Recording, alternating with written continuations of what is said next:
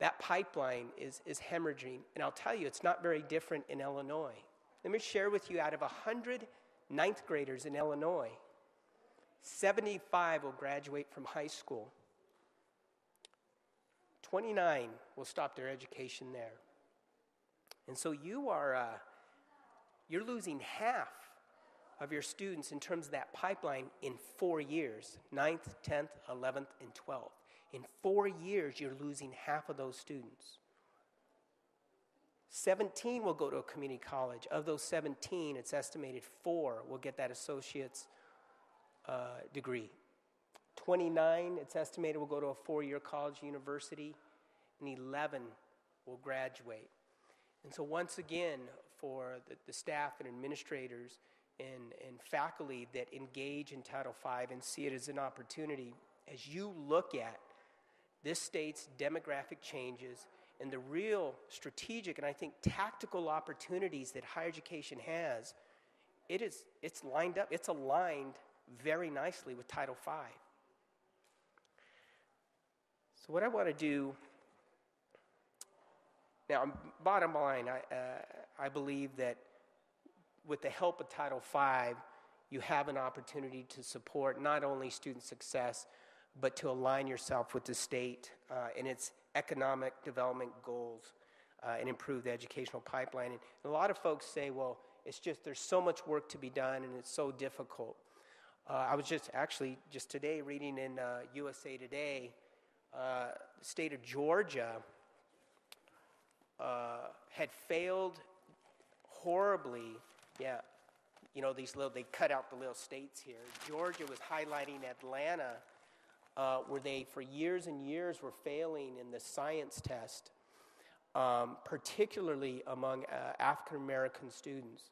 In past years, in 2003, only 41% were passing among African-American. This past year, over 79% of African-Americans passed that test. And so there are ways in which we can help this educational pipeline.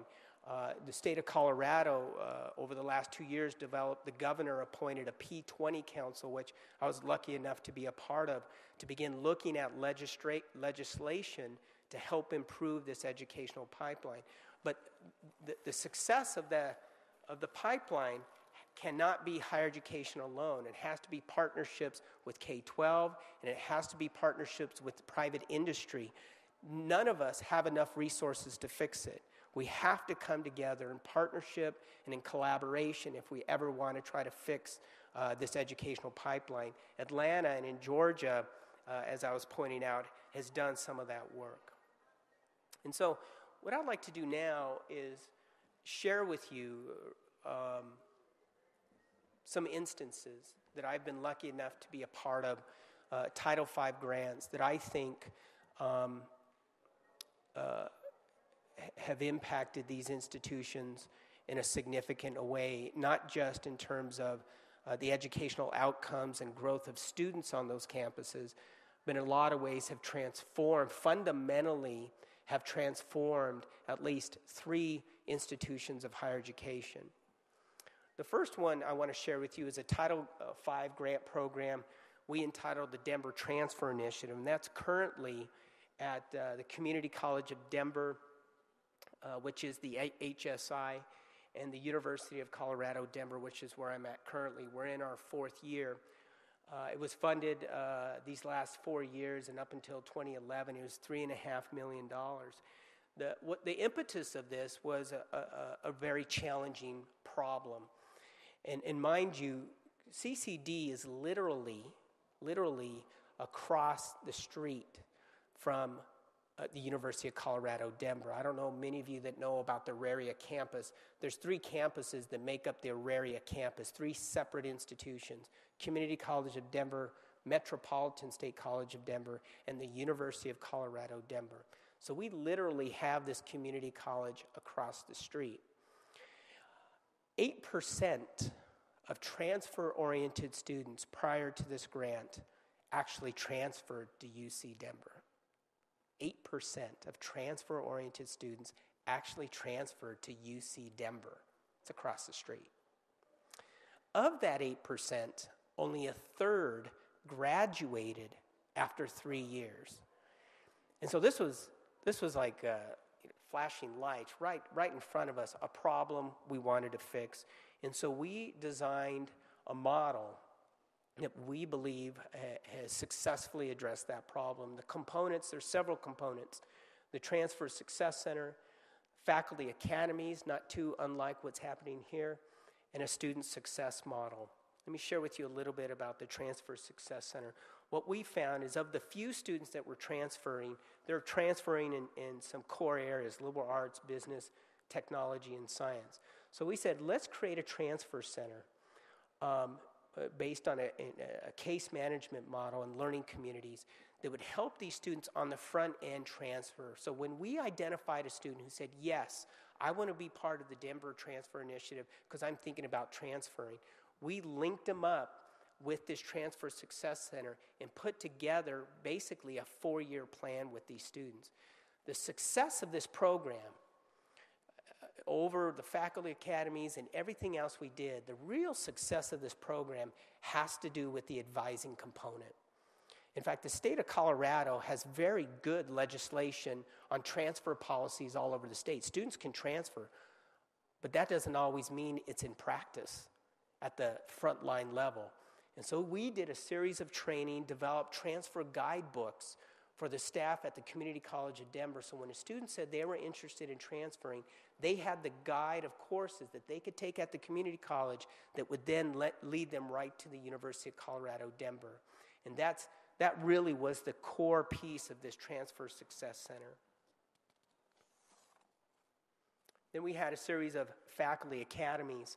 And again, I don't think it's too unlike what's taken place here, where we essentially looked at faculty effectiveness in addressing the needs of Hispanic students and other at-risk and underserved students. And we looked at a whole variety of kind of pedagogical strategies, teaching strategies, instructional strategies, including learning styles and strategies. We actually started talking about learning communities. I was really excited to hear in the earlier panel discussion this emergence of learning communities and testing out.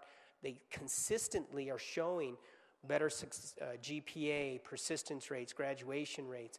Those conversations are very useful, and better yet, the implementation can be a very effective strategy. Interactive instructional methods, technology-based instructional methods. And we brought together, and you can read the rest of them, we brought together faculty from both the Community College of Denver and UCD together to listen to those national experts. And at first, actually, the university didn't participate very well. But as they start seeing the names and some of the deliverables and presentations, the university started getting much more participation in those training opportunities because they saw nationally recognized people free of cost to do some professional development. The other piece was the student success model. This is where we had educational case managers, basically an individual that would support each of the participants during their entire career, both at the Community College of Denver and at the University of Colorado, Denver. We're working together, housed together. We identified a common location, essentially a house, where staff were co-located in the same place, so it wasn't at one institution or the other. They would work through this transfer success plan and then work with transfer peer mentors who are typically a junior or senior standing at the Community College of Denver, working for both case managers, CCD case managers and UCD case managers. And the success of this piece of the student success model had a lot to do with solving the problem that students were challenged. What we found in doing surveys is that the community college students did not understand UC Denver. And so this part of the program helped them navigate through that change. The Community College of Denver uses a case management model where they have one person that any student can go to. University of Colorado Denver didn't have anything like that.